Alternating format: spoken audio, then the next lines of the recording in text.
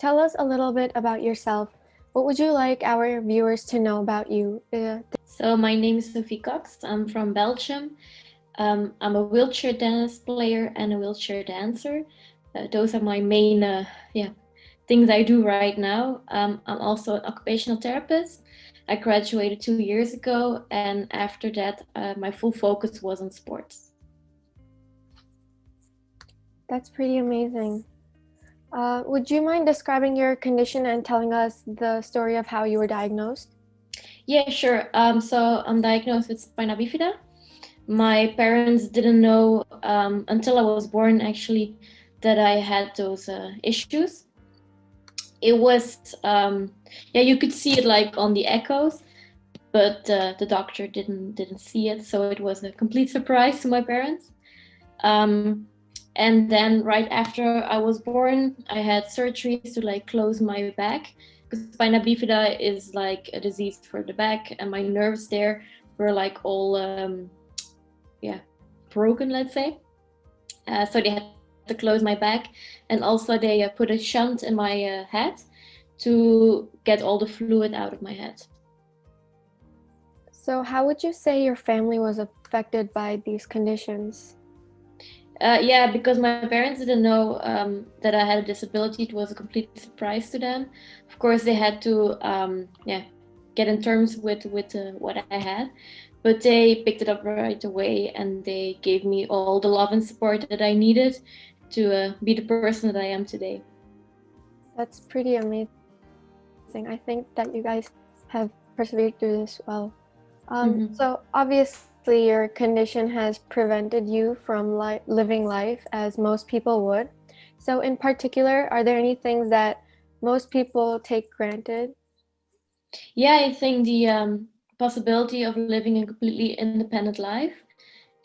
We can live a life as independent as we can, but we still need help from others, and even like to get access to a building sometimes isn't easy for a wheelchair user. So I do think those things, most people don't know that small things are not always that easy for us. I think that it's really amazing that despite the fact that you might need help sometimes and you cannot do everything on your own, that you've taken up dance and tennis. I think that's really amazing and inspirational. How do you think both of these sports have affected your um, life in general? Or how Yeah, have they changed you? I always was a very active person. I did a lot of sports. I also did drama school, and I played two instruments. So I was always very active. But tennis and dancing, they just stuck with me. Um, and I think it's very important, at least in my opinion, in my life, to have my sports, because it makes sure that I can use my body in a different way than always like doing the normal life. I can push my body, and in sports I can see how good my body still is and all the great things that I still can do with it. Definitely, yeah. Um, did anyone ever tell you that you couldn't do sports because of your condition? Oh, no, not really, because I always wasn't able sports. And like I said, the drama school and the instruments that I played, yeah, of course, they were in an able-bodied school. But when I talk about my wheelchair sports, it's not very common, so they don't know exactly what it is. Those problems I have, because wheelchair sports, yeah, most people always think that it's still a low level. But if I show the videos, because I play internationally in both tennis and dancing, so if I show the videos, they're always very surprised at what a high level that we play our sports. That is really cool. So, how have your experiences with this rare disease shaped your dreams for your career? Of course, I always had big dreams. I'm very competitive. So when I started my sports, I always wanted to do competition. At first, you have to grow, so it were small dreams. At the moment in dancing, I'm vice European champion, So the step to European champion is still something I want to do, and of course after that going to World Championships.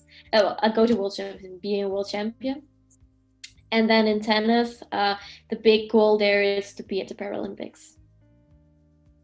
I've seen some of your Insta posts about your dance and your tennis. I think it's really amazing what you do, and it cannot be easy for anyone really. And you make it seem so, I don't know, amazing, and it's like really inspirational to watch you. Thank you. So spina Spina bifida is a condition that comes in a few different forms. Can you describe what form that you have? So I had an open back, and it's on level L4, L5. They're not really sure, which means that my feet are paralyzed, but my knees aren't.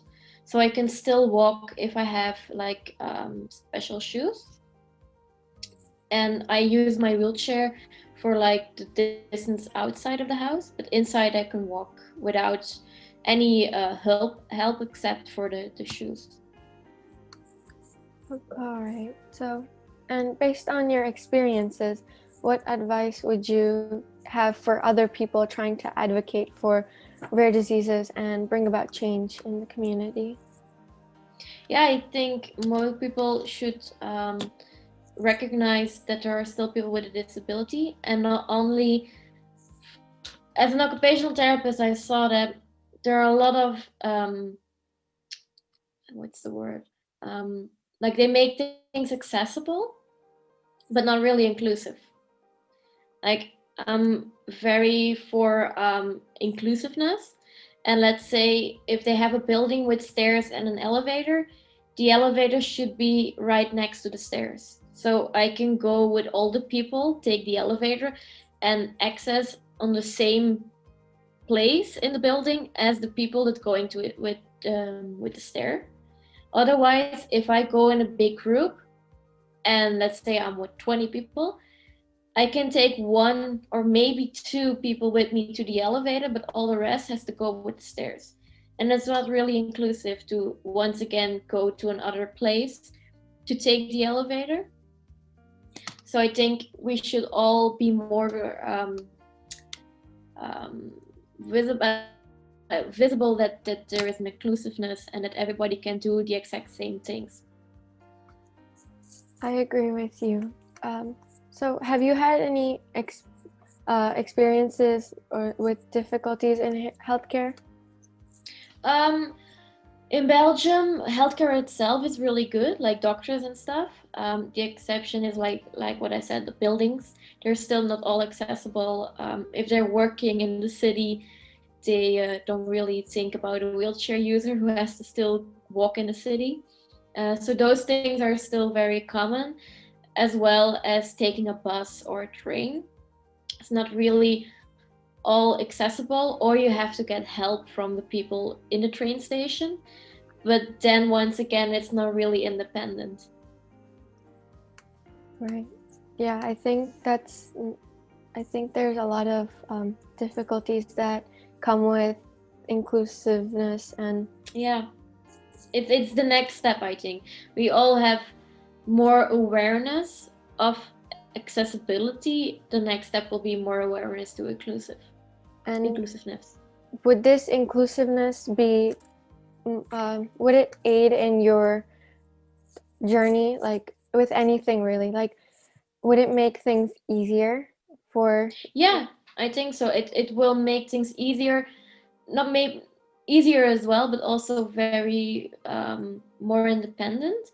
And I think we will all feel more appreciated, and not only like, yes, okay, there is an elevator, but you have to go and around the corner and take it yourself while everybody else is here with the stairs.